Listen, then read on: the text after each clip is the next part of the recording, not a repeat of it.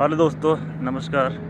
अगर आप Saudi Arabia में जॉब करने के लिए आना चाह रहे हो तो प्लीज़ ये वीडियो देखो। मैंने बहुत सारे लोगों को देखा है जो मेरे फ्रेंड्स हैं, कलीग्स भी रह चुके हैं। उन लोग को एक बहुत ही गंदा एक्सपीरियंस हम लोग सब फेस कर रहे हैं। मतलब कि कोई भी कंपनी हायर कर रही है कैंडिडेट्स को और 2-3 महीने के बाद में टर्मिनेट भी कर दे रही है, क्योंकि they don't have further projects और उनकी कैपेबिलिटी नहीं है सैलरी देने की।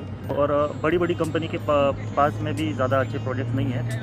यहाँ पे मोस्ट ऑफ द कंपनीज़ में सैलरी के इश्यूज़ है, मतलब कि 2 महीना 3 महीना सैलरी डिले होती रहती है और कोई कुछ नहीं करता है। और हाँ, सैलरी डिले तो होती है, लेकिन अभी क्या ट्रेंड हो रहा है मालूम नहीं है। जॉब मार्केट इतना क्यों नीचे गया है, स्पेशली फॉर सिविल इंजीनियर्स। मुझे 3-4 जगह पे मैंने 4-5 जगह पे इंटरव्यू दिया था और एक नहीं, 2 नहीं, 4-4 कंपनीज़ बहुत कम सैलरीज़ ऑफ़र कर रही है। मतलब 3000 रियाल, 4000 रियाल, 4500 रियाल्स। मतलब वो कंपनी भी कोई बड़ी कंपनीज़ नहीं थी, छोटी कंपनीज़ थी। बट ये बेसिक इतनी कम सैलरीज़ में कभी नहीं देखा है यहाँ पे। और जो कि मुझे टोटल 12 इयर्स ऑफ एक्सपीरियंस है भाई, तो भी इतनी कम सैलरीज़ बोल रहे हैं। मैं शॉक था यार, सही में। और कोई-कोई कंपनी दोस्तों ट्रांसफ़र भी नहीं लेती है उनकी कंपनी में। मतलब यहाँ पे क्या सिस्टम है, अगर आप एक कंपनी से दूसरी कंपनी जा रहे हो ना, तो दूसरी कंपनी और उसको उसका वीज़ा देना चाहिए या फिर इकामा ट्रांसफ़र करा के लेना चाहिए। और ये जो प्रॉब्लम है, मैं खाली सऊदी की बात नहीं कर रही हूँ, सारी की सारी गल्फ़ कंट्रीज़ की मैं बात कर रहा हूँ, क्योंकि मोस्टली सारी कंपनीज़ में सैलरी के इश्यूज़ हो रहे हैं और जो भी कॉन्ट्रैक्ट प्रोसीजर्स वगैरह कोई-कोई कंपनी वो भी नहीं करती है।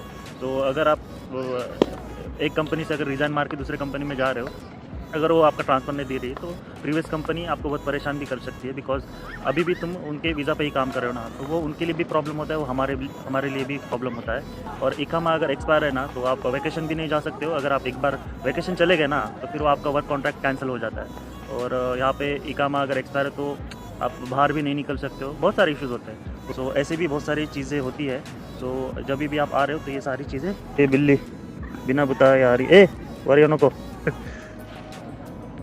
हाँ, तो फिर मैं ये बोल रहा था, आप जो भी कंपनी में आ गई, ऊपर भी आ गई और अच्छा है मेरा, इसके लिए आ रही है। ओके। सो भाई अटैक नहीं करो।